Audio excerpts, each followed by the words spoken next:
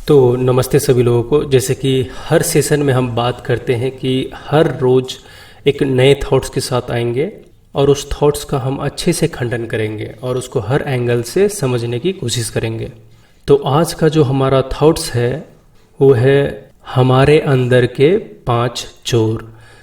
तो ये सुनने में भी थोड़ा अजीब है, लेकिन हम देखेंगे कि हमारे अंदर जो ये 5 चोर बैठे हैं ये कौन कौन सा चोर है और ये हमारा अस्तित्व को कैसे खराब करता है। तो इसके पीछे का कारण भी जानेंगे और अच्छे से इसको समझने की कोशिश करेंगे। तो सबसे पहला जो चोर है वो हमारे अंदर क्या बैठा हुआ है? वासना। तो ये जो वासना नाम का जो चोर बैठा है हमारे अंदर, वो असल में क्या करता है? जो हमारे शरीर में जो ऊर्जा है, जो शक्ति है, उसको छीन करता है, उसको लेके चला जाता है। तो आपको तो ये पता ही है कि ऊर्जाहीन व्यक्ति एक मुर्दे की ही तरह है। तो एक मुर्दे में सारा जो सोच है, समझ है, वो तो गायब है। तो इसीलिए वासना से हमें हमेशा दूर रहना चाहिए और उस वासना को जगाना नहीं चाहिए हमारे अंदर, क्योंकि ये जो चोर है हमारे अंदर ही बैठा है। तो शुरू में ये सोया हुआ रहता है। जैसे ही हम अपने मन के चंचलता से उसको जगा देते हैं तो उसको भगाना और उसको फिर से सुलाना बहुत ही मुश्किल हो जाता है और ये आपका जो ऊर्जा है उसको तरह तरह के तरीके से नाश करना शुरू कर देता है। वासना किसी भी चीज का नियंत्रणहीन आदत है।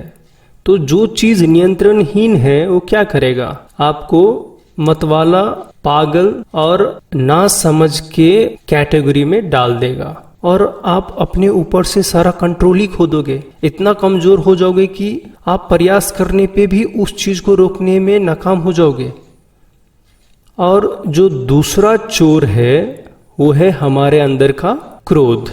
तो क्रोध तो हम सभी को आता है। यहाँ पे बात क्रोध का है तो क्रोध अच्छा भी है, बुरा भी है, ये नहीं सोचना है, क्योंकि क्रोध असल में जो होता है वो क्या करता है? हमारे विवेक का नाश कर देता है। तो विवेक क्या है? सही गलत का पहचान। जैसे ही हम क्रोध के वश में आ गए तो क्रोध हमारे से क्या चोरी कर लेगा? हमारा विवेक चोरी कर लेगा।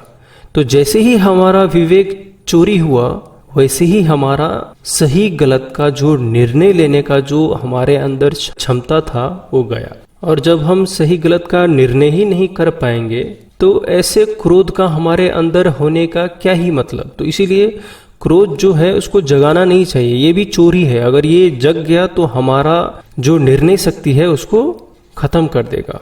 तीसरा जो चोर है हमारे अंदर जो सोया हुआ रहता है वो है लोभ। और जैसे ही लोभ हमारे अंदर जागता है तो क्या करना शुरू करता है? हमारा कैरेक्टर को नाश करना। जो हमारा पहचान है, जो हमारा स्वाभिमान है, उसको ही नाश करना शुरू करता है। हमारे गुण को नाश करना शुरू करता है। और जैसे ही हमारा गुण नाश होता जाएगा तो हम समाज के नज़र में, व्यक्ति के नज़र में, संसार के नज़र में हम गिरते हुए ही जाएंगे। और तो और हमारे खुद के नज़र में हम गिर जाएंगे। ये हमारे अंदर ईर्ष्या भी पैदा करता है, तरह तरह के खेल रचता है। लेकिन जब एक समय आता है पश्चाताप का तो हम पश्चाताप भी नहीं कर सकते, क्योंकि हम इतने डूबे हुए रहते हैं इस चीज में और हमने तो अपना गुण खो दिया है, अपना जो स्वाभिमान था वो नाश कर दिया, कैरेक्टर गया हमारा। तो इसीलिए इससे हमें बहुत ही दूर ही रहना चाहिए। चौथा जो हमारे अंदर चोर बैठा हुआ है वो है मोह। तो किसी भी चीज का मोह अच्छा नहीं होता। तो मोह क्या करता है? हमें जोड़ देता है, बंधन में जोड़ता है। और जब आपको पता है कि बंधन क्या होता है? संसारिक होता है। तो संसार के बंधन में आप पड़ते जाओगे तो क्या होगा? आप अपना स्वतंत्रता खोते जाओगे। जो ईश्वर ने आपको स्वतंत्रता दी हुई है वो आप भुला दोगे और आपका जो शांति है उसका नाश हो जाएगा। तो आप सोचिए, यहाँ पे मोह का बात चल रहा है तो किसी भी टाइप्स का मोह हो सकता है, किसी भी व्यक्ति से लगाव हो सकता है, वो अटैचमेंट हो सकता है। तो कुछ भी अच्छा नहीं है यहाँ पे। आप यहाँ पे सिर्फ अपना ड्यूटी करेंगे तो ही इस चीज से बच सकते हैं। अगर जैसे ही आपने मोह रख लिया, लगाव रख लिया तो आप फंस गए। और ये आपका शांति लेके जाने वाला है, ये ऐसा चोर है। और जो हमारे अंदर पांचवा जो चोर बैठा है वो क्या है? हमारा स्वयं का अहंकार।